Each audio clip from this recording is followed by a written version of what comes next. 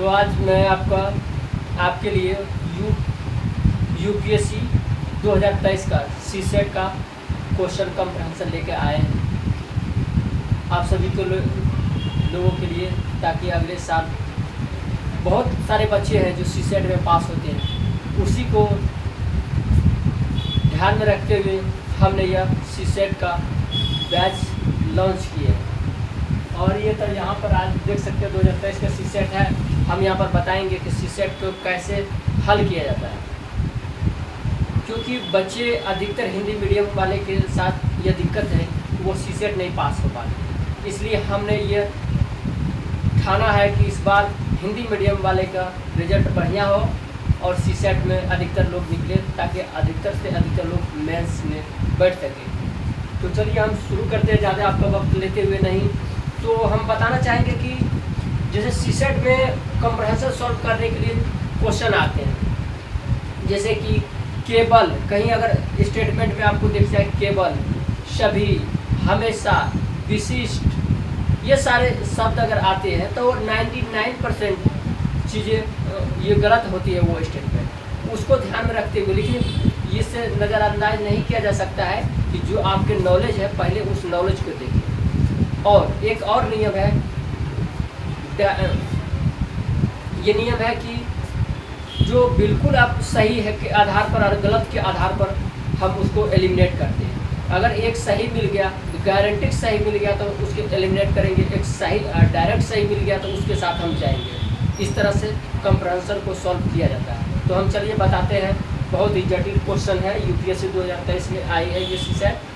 तो इधर कैमरामैन इधर देखा जाए कि हमारे वीडियो बढ़िया से आ रहे हैं व्यूअर लोगों को।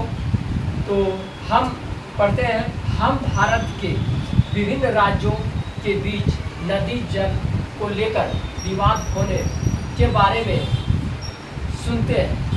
20 प्रमुख नदी तंत्र में से 14 में पहले से ही जल की तंगी है। 75% जनसंख्या जल की तंगी वाले क्षेत्रों में रहते हैं, जिनमें से 1/3 लोग क्षेत्रों में रहती है, जल तिहाई तंगी वाले क्षेत्रों में रहते हैं जहां जल का अभाव है।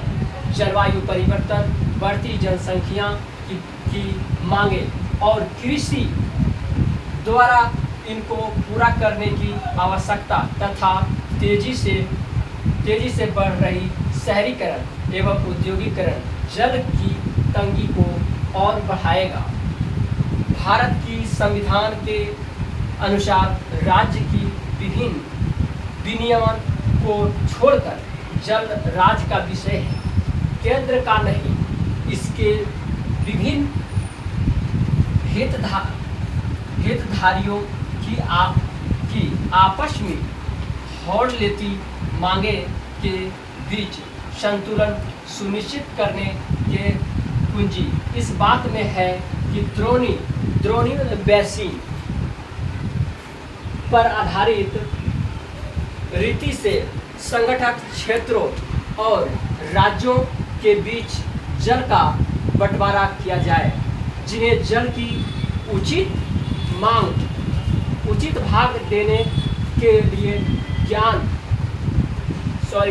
इन लिखा हुआ है यहाँ पे, इन सब वस्तुनिष्ठ मापदंडों के आधार पर किया जाना आवश्यक है कि नदी द्रोणी की क्या है और मांग कितनी है, कितनी दक्षतापूर्ण उपयोग किया जा रहा है, भविष्य में कितने उपयोग की आवश्यकता होगी, यदि और साथ नदी और जल भर की पर्यावरण जरूरतों को भी सुनिश्चित करना आवश्यक है। यहाँ पर आपकी ये जो है कंप्रहेंशन है। अब इनकी आंसर पर हम आते हैं कि कौन सा सही विकल्प को हम चुन कर निकालें। तो हम पढ़ते हैं, जल के बंटवारा का एक राष्ट्रीय व्यवहारिक विधि और नीति पर ढांचा बनाया जाना चाहिए। अगला स्टेटमेंट है, देश, ये लग रहा है कि ये इसमें है, ये आ रहे हैं, देश के सभी नदी तंत्र जोड़े जाने चाहिए और विशाल जल भरों का निर्माण किया जाना चाहिए। ऐसा स्टेटमेंट हम कहीं इसमें पढ़ने पर नहीं देखे हैं। कंप्रहेंशन में ये है कि जो इसमें दिया गया है अपनी बाहरी नॉलेज को उपयोग न करते हुए जो कंप्रहेंशन में दिया गया उसी के आधार पर हमें सटीक उत्तर को निकालना है। तो हम ये इस आधार से ये हटा देते हैं, ये इसकी चर्चा नहीं हुई। अगला है जल के अधिकय, मतलब जहाँ अधिक है वाले क्षेत्रों से जल की कमी वाले क्षेत्रों के बीच नहरें बनाई जानी चाहिए। ऐसी चर्चा इस कंप्रहेंशन में दूर दूर तक नहीं है कि नहरें बनाई जानी चाहिए एक दूसरे को जोड़कर जल को। ऐसा ये भी हम ये डिलीट हो रहे हैं। अगला है चौथी है जल की संकट को दूर करने के लिए कृषि और उद्योग जैसे क्षेत्रों की जल की मांग को कम किया जाना चाहिए। ये स्टेटमेंट बताया जा रहा है कि कम किया जाना चाहिए, ये होना चाहिए, लेकिन इसमें कम ये कहीं से कहीं ये नहीं है। लेकिन ये नंबर ज़्यादा परफेक्ट है क्योंकि जल के बंटवारा का एक राष्ट्रीय व्यवहारिक विधि और नीतिपरक ढांचा बनाया जाना चाहिए। जो आज हम देख रहे हैं कि जल के एक राज्यों से दूसरे राज्यों के बीच जो जल की बंटवारा के बीच आपसी संबंध जो बिगड़ रही है उसकी चर्चा भी इसमें की हुई है। देख सकते हैं यहाँ पर कि जलवायु भारत की, यहाँ पर देख सकते हैं यहाँ से कंक्लूजन निकल रही है कि भारत के संविधान के अनुसार राज्यों के विभिन्न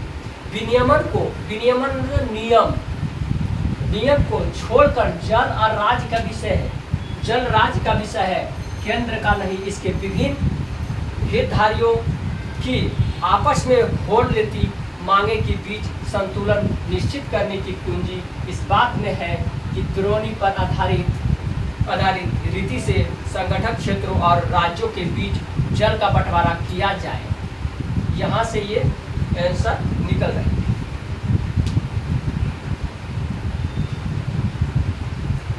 मुझे लगता है कि अच्छी तरह एक्सप्लेन किया हो और वीडियो यहीं पर स्टॉप करते हैं। लाइक कमेंट करते जाइए ताकि हमारे भी हौसला उत्साह बढ़े और ऐसी वीडियो लाते रहेंगे और सीसेट के लिए मैथ भी लाएंगे और रीजनिंग भी आगे लाते रहेंगे और जीएस के बारे में भी हम कैसे यूपीएससी में अच्छे से अच्छे नंबर लाएं इसकी अभ्यास अभी से हम करना शुरू करेंगे। ओके।